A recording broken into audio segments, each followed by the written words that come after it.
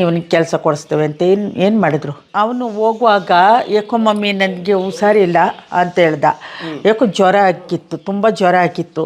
ಆಮೇಲೆ ಏನು ಮಾಡಿದ್ರು, ನಾವು ದೇವಸ್ಥಾನಕ್ಕೆ ಆರತಿ ಕಡೆಗೆ ಹೋಗಿದ್ದು.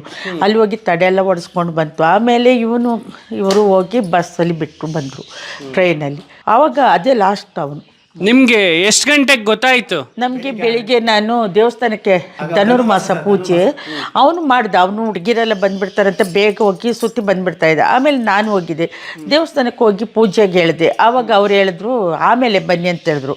ಇವರು ಸ್ನಾನ ಮಾಡ್ತಾಯಿದ್ರು.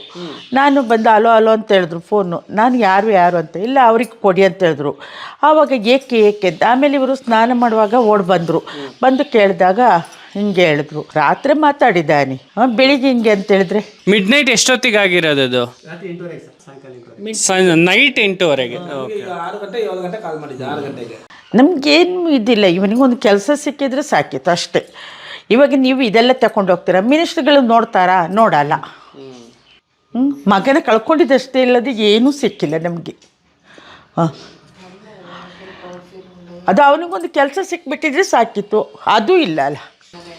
ನೀವು ನಿಮ್ಮ ಮಗನ ದೇಶಕ್ಕೋಸ್ಕರ ಮಾಡಿದ್ದೇವೆ. ಆದರೆ ಅವ್ರ ಮಕ್ಕಳುಗಳು ಹಂಗೆ ಆದರೆ ಅವ್ರಿಗೆ ಎಷ್ಟು ನೋವಿರುತ್ತೆ. ಈಗ ನಾವು ಚೆನ್ನಾಗಿದ್ದೇವೆ, ಒಳಗಡೆ ನೋವು ಯಾರಿಗೆ ಹೇಳೋಣ ಹೇಳಿ. ಜನವರಿ ಬಂತು ಅಂತ ಹೇಳಿದ್ರೆ ಅವ್ರ ಫೋಟೋ ಎಲ್ಲ ನೋಡ್ತಾ ಇದ್ರೆ ಒಂಥರ ಮನಸ್ಸು ಇದಾಗುತ್ತೆ, ಬೇಜಾರಾಗತ್ತೆ.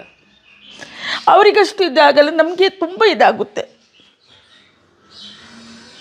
ನೀವು ಯಾವತ್ತಾದರೂ ಹೋಗಿ ಕೇಳಿದ್ದೀರಾ CMನ? ಎಲ್ಲ ಥರದಲ್ಲಿ ಹೋಗಿದ್ದೀನಿ. ಕುಮಾರಸ್ವಾಮಿ ಇದ್ದು, SM ಕೃಷ್ಣ ಇದ್ದರು, ಅವ್ರಿಗೆ ಹಿಂದೆ ಅವ್ರು ಎಲ್ಲೆಲ್ಲಿ ಹೋಗ್ತಾರೆ ಅಲ್ಲೆಲ್ಲ ಹೋಗಿದ್ದೇನೆ ನಾನು. ಅಲ್ಲ, ಅಷ್ಟು ಅವಶ್ಯಕತೆ ಏನಿತ್ತು ನಿಮಗೆ? ಒಂದು ಸೈನಿಕ್ ಸೊಸೈಟಿ ಇದೆಯಲ್ಲ. ಅಯ್ಯೋ, ಸೈನಿಕ ಸೊಸೈಟಿಯಲ್ಲಿಯೂ ಅದೇ ಥರ. ಇವಾಗ ಪ್ರತಾಪ್ ಸಿಂಹ ಇದು ಮಾಡಿದ್ದು ಸೋಲ್ಜರ್ ಬೋರ್ಡಲ್ಲಿ ಬೇರೆಯವರಿಗೆ ಮಾಡಿದರು.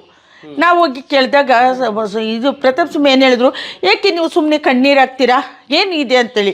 ಆಮೇಲೆ ಅವರಿಗೆ ಗೊತ್ತಾಗಿ ಅವ್ರಿಗೆ ಕೆಳಗಡೆ ಬಂದು ಅಯ್ಯೋ ಸ್ವಾರಿ ಅಂತ ಹೇಳಿದ್ರು.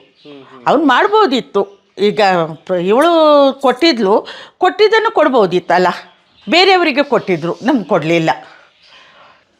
ಅಲ್ಲ, ನಿಮ್ಗೇನೋ ಸವಲತ್ತು ಸಿಗಲಿಲ್ಲ ಅನ್ನೋ ಒಂದು ಕೊರಗು ಜೊತೆಗೆ ನಿಮ್ಮ ಮಗನಿಗೆ ಒಂದು ಕೆಲಸ ಆಗಲಿಲ್ಲ ಅನ್ನೋ ಬೇಜಾರು ನಿಮ್ಮಲ್ಲಿದೆ. ಹೌದು, ಏಕೆಂದರೆ ಅವನು ಎಲ್ಲದರಲ್ಲಿ ಇದು ಮಾಡಿದ. ಅವನು ಇರುವಾಗಲೇ ಇವನು ಇಂಟ್ರ್ವ್ಯೂಗೆ ಹೋಗಿದ್ದು, ಅವನು ರಜದಲ್ಲಿ ಬಂದಾಗಲೇ ಇವನು ಇಂಟ್ರ್ವ್ಯೂಗೆ ಹೋಗಿದ್ದು. ಅವಾಗ ಎಲ್ಲದರಲ್ಲಿ ಆಗಿತ್ತು. ಹೋಗಿ ಈ ಥರ ಆಗೋಯ್ತು. ಆಗ ಕೊಡ್ಬೋದಿತ್ತಲ್ಲ ಇವನಿಗೆ. ಏನು ಇದಾಗದವರಿಗೆಲ್ಲ ಕೊಟ್ಟಿದ್ದಾರೆ.